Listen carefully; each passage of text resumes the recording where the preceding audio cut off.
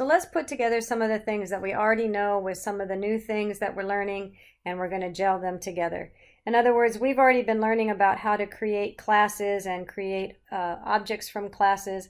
And now we're looking at forms and how do we create forms. Well, how can we create a form and incorporate a class and an object? So here's what my goal is for this video. This was made on a different solution, but it still gives us the same idea. We're going to create a dog at a dog show. And the first field I'm going to put in, and I need to label them better, but it's not the point. So we're going to give the dog the name, and this name is JD. And then the second one is supposed to be the breed, and it's a black lab. And the next one is the age. And so what I'm doing then is I'm going to use these input fields, no different than getting input from the console. Instead, I'm getting it from a form.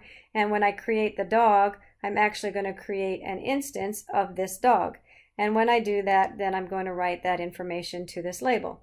So let's go about seeing how that all works together. So I've already got it started. Created a label this time, makes a little bit more sense. So we have a label for the name and a label for the breed, and then a box to put that information in, input box. So I'm just going to walk through that process just to make sure we know how to do that. So I'll pull over a label, and I can see the little blue line, so it's lining things up nicely. The text for that label will be the dog's age, and then at the very top, I've got the alphabetical sorting here. So at the very top will be the name, and I'm going to name it something that has a little bit more meaning. I'm going to give it LBL just to indicate that this is a label, so it's easier for me to remember that when I'm writing my code. And we're going to say this is label age. Okay, and then we'll give another text box to put in the age. So I'm going to go to text box, line it up there with my other things. There we go. That looks about right. And then same scenario at the name. I'm going to give it text age, and then I guess that's everything. So just to make sure I remember what all I've done here, I've got a text box that I've called text name. I've got a text box that I've called text breed, and a text box that I've called text age. Okay, and then I have a label which I've called label dog info. Now all I'm missing is a button.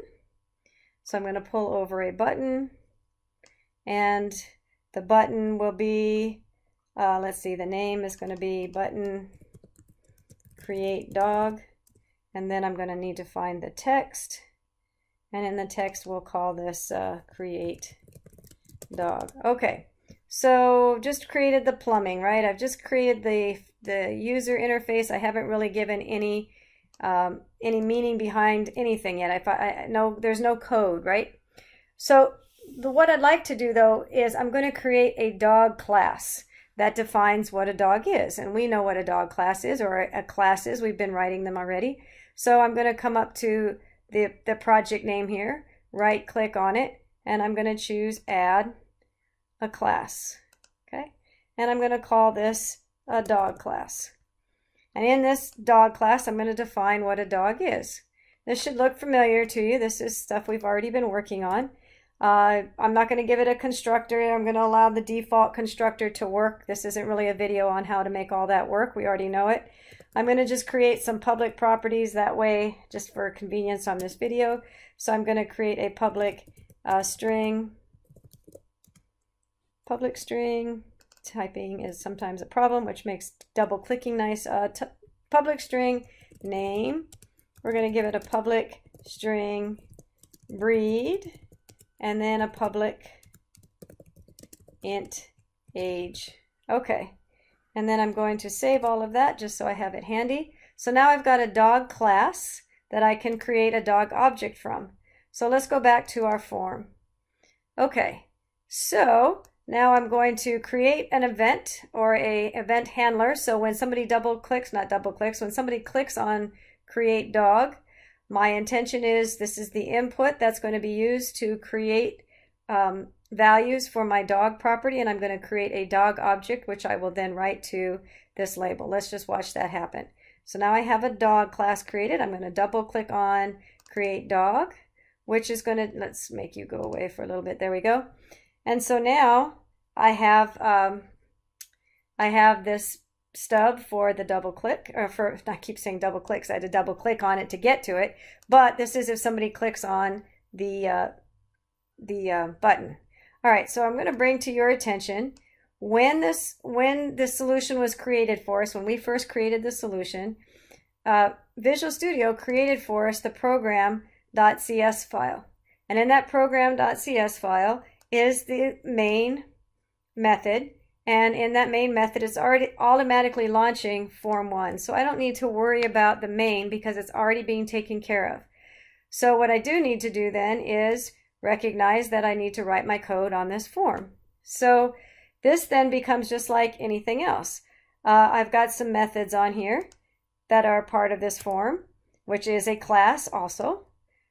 So up here I can create my dog object. So I'm going to create dog, and remember I have access to dog because it's right here in my class. It's in my same namespace, just like we've done before. So we'll call it dog1 equals new dog.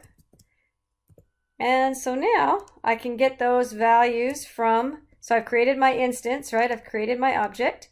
So now I can apply values to it. So let's see, we had text name. Let's see, I'm thinking backwards here. So dog1.name is equal to text name dot, we have to get the value out of text, right?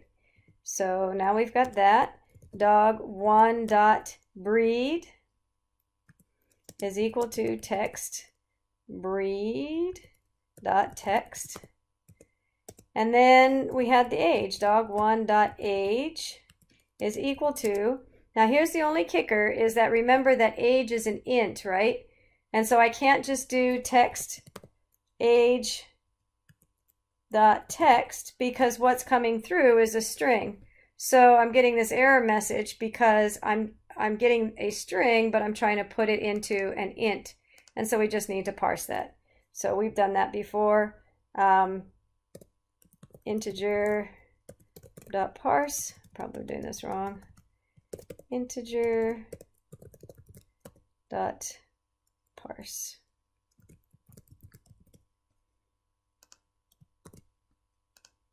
And I'm still doing it wrong. So let's see, let me get IntelliSense to help me. Integer, let's do parse int.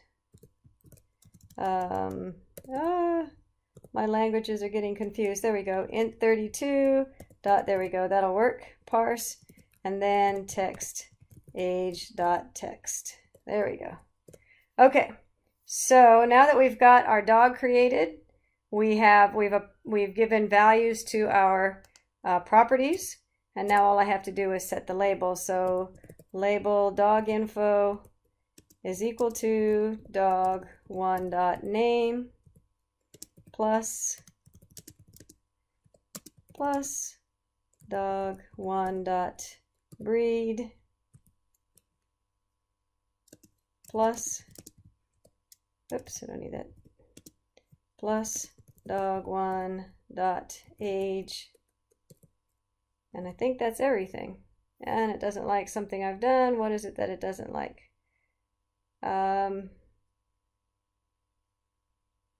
Oh, I forgot the text. There we go. All right, so couldn't just give the label dog info, I had to give the property, because this is the same thing. This is an object, and I had to give the property a string. So now that we've got that, we should be able to run it, and let's see what happens. So now it's asking for a dog name. I'm going to give it JD. Breed is a black lab, and age is 8. So now when I create my dog, I get the new dog in the info. So hopefully that helps you get a picture of how can we put some of these concepts together, creating classes that we can create objects from, and then just seeing that our form is just another way to be getting data that we can interact, no different than what we've been doing from the console, except it certainly looks and feels a lot more cooler and professional. So that hopefully is a help to I'm just kind of babbling now because I don't know quite how to conclude my video. So there you go. A GUI and classes and a dog show.